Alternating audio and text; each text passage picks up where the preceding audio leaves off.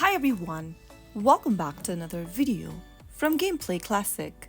In this video, we are going to be learning how to disconnect Supercell ID from Heyday. To disconnect Supercell ID from Heyday, first of all, open up Heyday application on your device. Once you end up in this game screen, go ahead and tap on the hamburger menu button at the top left. In the pop-up menu, click on Settings.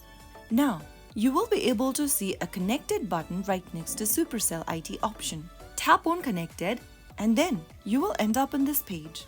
Click on the gear button at the top and within the Settings menu, scroll down and tap on Log Out. You can easily switch back if you choose to remember the ID on this device. If you do, make sure to tick on this little box.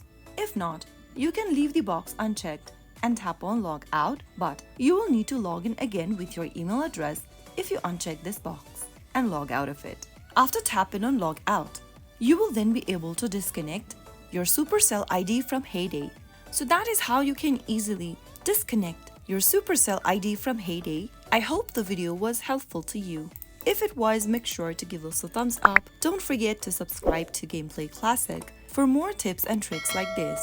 I will be back again in the next video. Thank you for watching.